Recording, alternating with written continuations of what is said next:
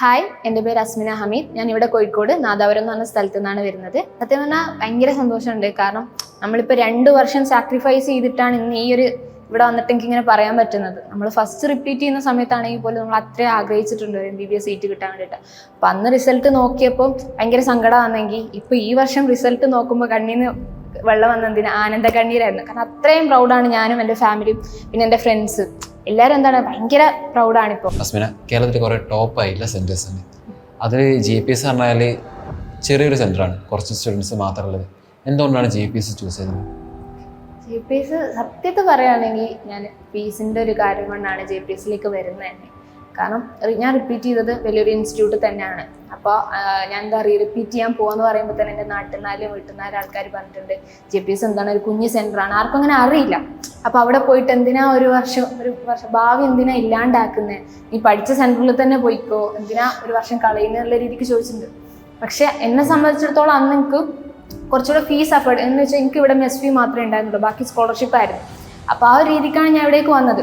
അപ്പോൾ വരുമ്പോഴും എൻ്റെ ഉള്ളിൽ എന്തുണ്ട്, കുറച്ച് പേടിയുണ്ട്. കാരണം എല്ലാവരും എതിർത്തിട്ടുണ്ട്, വേണ്ടാന്ന് പറഞ്ഞിട്ടുണ്ട്, കുഞ്ഞ് ഇൻസ്റ്റിറ്റ്യൂട്ടാണ്, ആർക്കറിയില്ല. ഞാൻ പിന്നെ ഇവിടുത്തെ തെസ്കിൻ്റെ വീഡിയോസ് ഞാൻ കൂടുതൽ കണ്ടിട്ടുണ്ട്. അപ്പം എനിക്ക് JPSനെ പറ്റി അത്യാവശ്യം ഒരു ഐഡിയ ഒക്കെ ഉണ്ട്. ആ ഒരു ഇതിലും കൂടിയാണ് ഞാൻ ഇങ്ങോട്ടേക്ക് വന്നത്. അപ്പം വരുമ്പോൾ തന്നെ എൻ്റെ വീട്ടിൽ നിന്ന് പറഞ്ഞിട്ടുണ്ട്, ഓക്കെ ഈ ഒരു മാസം ഒന്ന് എന്ത് ചെയ്യാൻ നോക്കുക, പറ്റില്ലാണെങ്കിൽ എന്ത് ചെയ്യേണ്ട, അവിടെ പിടിച്ച് നിൽക്കേണ്ട ആവശ്യമൊന്നുമില്ല, ഈ പോരും നമുക്ക് വേറെ ഇൻസ്റ്റിറ്റ്യൂട്ട് നോക്കാം, ഇപ്പം ജസ്റ്റ് ഒന്ന് നോക്കുന്നുള്ള രീതിക്കാണ് ഞാൻ വന്നത്. അപ്പം വന്നപ്പോൾ തന്നെ എന്ത് ചെയ്യാണ്, ക്ലാസ്സസും കാര്യങ്ങളൊക്കെ നോക്കുമ്പോൾ നല്ല കൺസെപ്റ്റ് ബേസ്ഡായിരുന്നു ക്ലാസ്സസ് വന്നിരുന്നത്. അപ്പോൾ എനിക്ക് വേണ്ടിയിരുന്നത് അതാണ്. കാരണം ഞാൻ റിപ്പീറ്റിംഗ് ടൈമിൽ കൂടുതലും ഇക്വേഷൻസിനും കാര്യങ്ങൾക്കാണ് പ്രയോറിറ്റി കൊടുത്തിരുന്നത്. അപ്പോൾ എൻ്റെ മനസ്സിൽ എന്താണ്, എനിക്ക് കൺസെപ്ച്വലായിട്ട് പഠിക്കണം, ആ ഒരു രീതിക്കാണ് ഞാൻ ഇവിടേക്ക് വരുന്നത്. സോ ഫസ്റ്റ് തൊട്ട് എനിക്ക് ഫിസിക്സ് സാർ SN എന്ന് പറഞ്ഞൊരു ഫാക്കൽറ്റി ഉണ്ട് ഇവിടെ. എനിക്ക് അടിപൊളി സാറാട്ടോ. ഫിസിക്സിനെ ഞാൻ ഇഷ്ടപ്പെട്ട് പഠിക്കാൻ കാരണം മൂപ്പരാണ്. അത്ര അടിപൊളി ക്ലാസ്സസ് ആണ്. അപ്പോൾ ഫിസിക്സ് എന്തായാലും ഞാൻ കുറച്ചുകൂടെ കൺസെപ്ച്വലായി പഠിച്ചു. ഞാൻ ഈ റിപ്പീറ്റ് ചെയ്യുന്ന ഇയറിൽ ഞാൻ എന്ത് ചെയ്തിട്ടില്ല, ഇക്വേഷൻസിന് അങ്ങനെ ഫോക്കസ് ചെയ്തിട്ടില്ല. ഞാൻ 1-2 ഇക്വേഷൻസേ ഞാൻ പഠിച്ചിട്ടുള്ളൂ. ബാക്കി എന്ത് ചെയ്യാണ്, ഞാൻ എൻ്റെ കൺസെപ്റ്റ് ഞാൻ ഉണ്ടാക്കുക ചെയ്യാറ്. പിന്നെ അതേപോലെ കെമിസ്ട്രി ആണെങ്കിൽ നമ്മുടെ HNൊക്കെ എന്ത് ചെയ്യാണ്, ക്ലാസ്സിൽ നിന്ന് സാറ് ക്വസ്റ്റ്യൻസ് ചെയ്യുമ്പോൾ എനിക്ക് കിട്ടില്ല. പക്ഷേ ഞാൻ എന്ത് ചെയ്യാണ്, അതിന് ആൻസർ എഴുതിയിട്ട് ഞാൻ ഹോസ്റ്റലിൽ വന്നിട്ട് ചെയ്ത് നോക്കുമ്പോൾ അത്ര അടിപൊളിയാണ് സാറിൻ്റെ നോട്ട്സൊക്കെ. എന്ത് ചെയ്യണം, നമുക്ക് അത്രയും ക്വസ്റ്റ്യൻസും കാര്യങ്ങളും ക്ലാസ്സിൽ തന്നെ ചെയ്യിപ്പിച്ച് കെമിസ്ട്രി എനിക്ക് തറുവായി. പിന്നെ നമ്മൾ ബയോളജി പറയുകയാണെങ്കിൽ JP സാർ അതേപോലെ FZ സാർ ഇവരൊക്കെ NCERT ലൈൻ ബൈ ലൈനാണ് പോയിക്കൊണ്ടിരുന്നത്. അപ്പോൾ എനിക്ക് മനസ്സിലായി, ഏകദേശം ഒരു 1 വീക്ക് കൊണ്ട് നിങ്ങൾക്ക് കാര്യങ്ങൾ മനസ്സിലായി. ഓക്കെ അടിപൊളി ക്ലാസ്സസ് ആണ്, ഞാൻ ഇവിടെ നിന്ന് കഴിഞ്ഞാൽ എനിക്ക് കിട്ടും എന്നുള്ളൊരു വിശ്വാസം എൻ്റെ ഉള്ളിൽ തന്നെ ആണ്. അപ്പോൾ ഞാൻ വീട്ടിൽ വിളിച്ചപ്പോഴും പറഞ്ഞു അടിപൊളിയാണ്, ഞാൻ വേറെ ഏതൊരു ഇൻസ്റ്റിറ്റ്യൂട്ട് പോയി കഴിഞ്ഞാൽ കിട്ടുന്നതിനേക്കാളും കൂടുതൽ കെയറും കാര്യങ്ങളും ക്ലാസ്സസും അടിപൊളി ക്ലാസ്സസൊക്കെ എനിക്ക് ഇവിടെ കിട്ടുന്നുണ്ട്. സോ ഞാൻ ഇവിടെ തന്നെ കണ്ടിന്യൂ ചെയ്യാമെന്ന് പറഞ്ഞു. അൽഹംദുലില്ലാ ഞാൻ കണ്ടിന്യൂ ചെയ്തുകൊണ്ട് തന്നെ എനിക്ക് എന്ത് ചെയ്യാണ്, ഇപ്പോൾ ഈ വർഷം അത്ര അടിപൊളിയായിട്ട് റിസൾട്ട് ഉണ്ടാക്കി എനിക്ക് ഇവിടെ നിൽക്കാൻ പറ്റുന്നുണ്ട്. അസ്മിന ഓൾറെഡി വേറെ സെൻറ്ററിൽ പഠിച്ചതാണല്ലോ. അപ്പോൾ JPSലേക്ക് വരുമ്പോൾ എന്താണ് JPSൻ്റെ ഒരു യുണീക്നെസ്, അല്ലെങ്കിൽ ഒരു അട്രാക്റ്റീവ് ആയിട്ടുള്ളൊരു പോയിന്റ് ആയിട്ട് അസ്മിനൊക്കെ ഫീൽ ചെയ്തത്? JPSൻ്റെ യൂണീക്കായിട്ടുള്ള പോയിന്റ് എന്ന് പറഞ്ഞാൽ JP സാർ തന്നെയാണ്. കാരണം സാറ് ഫസ്റ്റ് ഇവിടെ വന്ന അന്ന് തൊട്ടിട്ട് നമ്മൾ എക്സാം കഴിഞ്ഞിട്ട് ഇപ്പോഴും ഞങ്ങൾ ഇവിടെ വരുന്നുണ്ട്, കുറേ ഫ്രണ്ട്സായിട്ട് ഇവിടെ കൂടിയിരിക്കുന്നുണ്ട്. JP സാറത്തെ കമ്പനി ആണെങ്കിൽ അതിൻ്റെ കാരണം ഇവിടുത്തെ JP തന്നെയാണ്. അപ്പോൾ JP എന്ന് പറഞ്ഞു കഴിഞ്ഞാൽ ഞാൻ ഇവിടെ ലാസ്റ്റ് എക്സാമിൻ്റെ തലേന്ന് ഞാൻ എന്ത് ചെയ്യാണ്, JP സാറെ കാണാൻ പോയി. കാരണം എൻ്റെ ഉള്ളിൽ എനിക്കെന്തോ ഓക്കെ ആയിട്ട് തോന്നില്ല. അപ്പോൾ JPൻ്റെ അടുത്ത് പറഞ്ഞു, നിനക്ക് കേരള റാങ്ക് ഇത്ര കിട്ടും, ആ ഒരു കാര്യത്തിൽ ഞാൻ കോൺഫിഡൻ്റ് ആണ്, പിന്നെ എന്തുകൊണ്ട് നിനക്ക് കോൺഫിഡൻ്റ് ആയിക്കൂടാന്ന് സാർ എൻ്റെ അടുത്ത് ചോദിച്ചിട്ടുണ്ട്. സത്യം പറഞ്ഞാൽ ആ ഒറ്റ പോയിന്റ് മതിയായിരുന്നു എനിക്ക് കോൺഫിഡൻസ് കിട്ടാൻ വേണ്ടിയിട്ട്. അപ്പോൾ ഞാൻ പറഞ്ഞല്ലോ മെയിനായിട്ട് ഇവിടുത്തെ ഇത് JP തന്നെയാണ്. പിന്നെ ഒരു കാര്യം എനിക്ക് തോന്നിയെന്ന് വെച്ച് കഴിഞ്ഞാൽ ഇവിടുത്തെ എക്സാം സീരീസ്. ഞാനിവിടെ സൂപ്പർ 30 എന്ന് പറഞ്ഞ ബാച്ചിലായിരുന്നു. അപ്പോൾ ഞങ്ങൾക്ക് നവംബർ ആകുമ്പോഴത്തേക്ക് എന്ത് ചെയ്തിട്ടുണ്ട്, പോർഷൻസ് ഒക്കെ കംപ്ലീറ്റ് ചെയ്തിട്ടുണ്ട്. അപ്പോൾ അത് കഴിഞ്ഞതിന് ശേഷം ഞങ്ങൾക്ക് നവംബറിൽ GOAT എക്സാം എന്ന് പറഞ്ഞൊരു എക്സാം സീരീസ് സ്റ്റാർട്ട് ചെയ്ത്. അപ്പോൾ GOAT എക്സാമിൽ എനിക്ക് ഫീൽ ചെയ്തതെന്ന് വെച്ച് കഴിഞ്ഞാൽ നമ്മൾ എക്സാം എഴുതി കഴിയുമ്പോഴാണ് NCERTയിലെ കൂടുതൽ പോയിന്റ്സ് നമ്മൾ കാണുന്നത്. ഇപ്പോൾ കെമിസ്ട്രീൻ്റെ കാര്യം പറയുകയാണെങ്കിൽ കോർഡിനേഷൻ കോമ്പൗണ്ട് എന്ന് പറഞ്ഞ ചാപ്റ്റർ, അതേപോലെ DNF എന്ന് പറഞ്ഞ ചാപ്റ്റേഴ്സ് ഒക്കെ എന്ത് ചെയ്യാണ്, GOAT എക്സാം എഴുതി കഴിഞ്ഞതിന് ശേഷം NCERT വായിക്കുമ്പോൾ മനസ്സിലാവും ഓക്കെ ഈ സാധനങ്ങളും നമ്മൾ മനസ്സിലാക്കിയിട്ടില്ല. അങ്ങനെ എക്സാമിനോട് എന്ത് ചെയ്യാണ്, ഞങ്ങൾ NCERTനെ കൂടുതൽ മനസ്സിലാക്കി ആ നവംബർ ഡിസംബർ എന്ന് പറഞ്ഞ പോയിന്റിൽ. അപ്പോൾ ഒരു മൊഡ്യൂൾ എക്സാം കഴിഞ്ഞു, ഞങ്ങളുടെ റിവിഷൻ കഴിഞ്ഞു.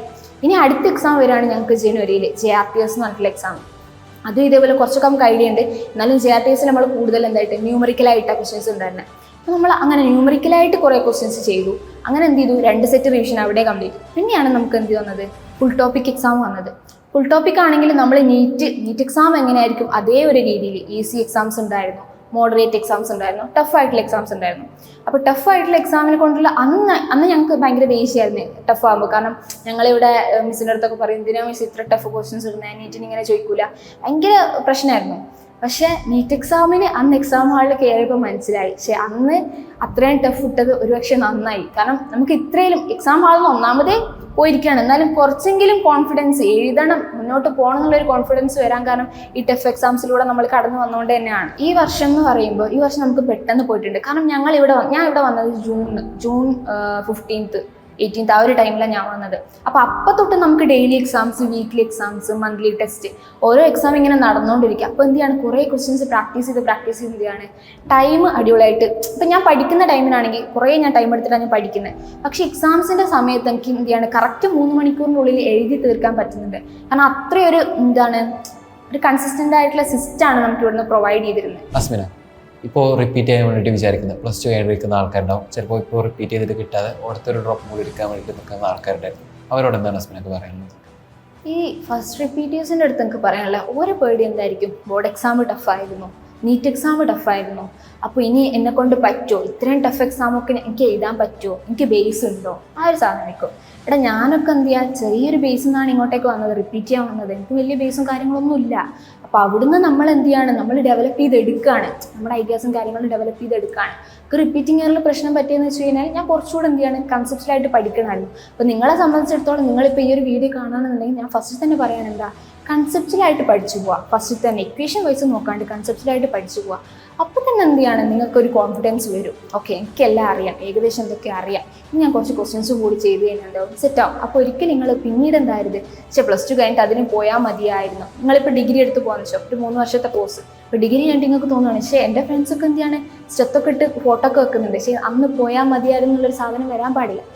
പിന്നെ ഇപ്പം റിപ്പീറ്റേഴ്സിൻ്റെ അടുത്ത് പറയാണ്, നിങ്ങൾ ഓൾറെഡി കുറേ കാര്യങ്ങളൊക്കെ പഠിച്ചു, എന്തോ എക്സാമിൻ്റെ സ്ട്രെസ്സോ അല്ലെങ്കിൽ എന്തെങ്കിലും കാരണം കൊണ്ടായിരിക്കും നിങ്ങൾക്ക് ചിലപ്പോൾ ആ ഒരു സമയത്ത് പോയിട്ടുണ്ടാവും, നീറ്റ് കയ്യിൽ നിന്ന് പോയിട്ടുണ്ട്. അപ്പം നിങ്ങൾക്ക് ഓൾറെഡി ബേസ് ഉള്ള ആൾക്കാരാണ്. ഇനി എന്താണ്, നിങ്ങൾ കുറച്ചുകൂടെ ക്വസ്റ്റ്യൻസ് ചെയ്ത് കഴിഞ്ഞാൽ എന്താവും, എല്ലാം സെറ്റ് ആയിക്കോളും. അപ്പം അതാ ഞാൻ പറഞ്ഞു, ഒരിക്കലും നിങ്ങൾ പാരൻസിൻ്റെ ഫോഴ്സ് കൊണ്ടോ ഈ ഒരു കാരണം കൊണ്ട് നിങ്ങൾ എടുക്കാൻ പാടില്ല. നിങ്ങളുടെ ഉള്ളിൽ നിങ്ങൾക്ക് MBBSനോട് ഇഷ്ടമുണ്ടെന്നാണെങ്കിൽ നിങ്ങൾ അതെന്ത് ചെയ്യുക, ചൂസ് ചെയ്യുക.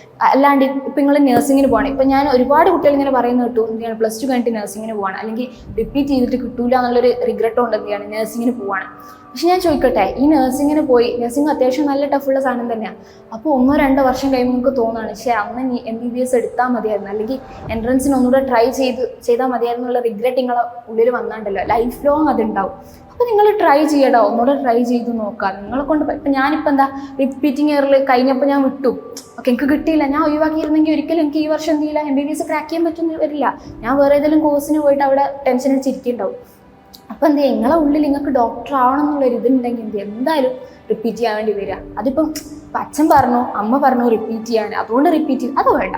നിങ്ങളുടെ ഉള്ളിൽ ഉണ്ടോ, നിങ്ങൾ വന്നാൽ മതി. അത്രയും ഡെഡിക്കേറ്റഡ് ആയിട്ടുള്ള ആൾക്കാർ എന്ത് ചെയ്യുക, റിപ്പീറ്റ് ചെയ്യാൻ വരിക എന്ന് തന്നെ ഞാൻ പറയുള്ളൂ. ഒരിക്കലും എക്സാമിനെ പേടിച്ച് നിൽക്കണ്ട. കാരണം ഈ വർഷം എക്സാം എന്ത് ചെയ്യാണ്, ടഫാണെന്ന് വെച്ചിട്ട് അടുത്ത വർഷം ടഫാണെന്നില്ല. നിങ്ങളെ എഫേർട്ടിനായിട്ടുള്ള റിസൾട്ട് എന്തായാലും നിങ്ങൾക്ക് കിട്ടിയിരിക്കും. അപ്പോൾ ആ ഒരു കാര്യത്തിൽ ഒരിക്കലും പേടി വേണ്ട. നിങ്ങൾക്കുള്ളിൽ ഇഷ്ടമുണ്ടോ, നിങ്ങൾ ഇങ്ങോട്ട് പോരുക. അപ്പോൾ നമ്മളിപ്പോൾ ഒരു സ്റ്റുഡൻറ്റിനെ സംബന്ധിച്ചിടത്തോളം കൺസിസ്റ്റൻ്റ് ആയിട്ട് വർക്ക് ചെയ്യുന്ന സ്റ്റുഡൻ്റ് ആണെങ്കിൽ ഉറപ്പായിട്ടും ഡിസ്ട്രാക്ഷൻസും ഡിപ്രഷനും കാര്യങ്ങളൊക്കെ ഉണ്ടാവും. അപ്പോൾ നമുക്ക് വേണ്ട എന്താ, ഒരു കെയർ, ഒരു മെൻറ്ററിങ് സപ്പോർട്ടാണ് നമുക്ക് വേണ്ടത്. അപ്പോൾ നിങ്ങൾക്ക് ഇവിടെ ആണെങ്കിൽ ഗവൺമെൻറ് മെഡിക്കൽ കോളേജ് പഠിക്കുന്ന സ്റ്റുഡൻസ് ഉണ്ടാവും, മെൻറ്റേഴ്സ് ആയിട്ട് ഉണ്ടാവും, പോരാത്തന്നെ നമ്മുടെ JP സാർ ഉണ്ടാവും, കൂടെ തന്നെ ഉണ്ടാവും. അപ്പോൾ എനിക്ക് ആ ഒരു സപ്പോർട്ട് ഇവിടുന്ന് കിട്ടിയോണ്ട് ഞാൻ പറയുകയാണ്, JPC നിങ്ങൾക്ക് എന്തായിരിക്കും റിപ്പീറ്റ് ചെയ്യാനുള്ള നല്ലൊരു ചോയ്സ് ആയിരിക്കും. അപ്പോൾ എന്ത് ചെയ്യുക, നിങ്ങളെല്ലാവരും ഇങ്ങോട്ടേക്ക് പോരുക. അപ്പോൾ ബൈ.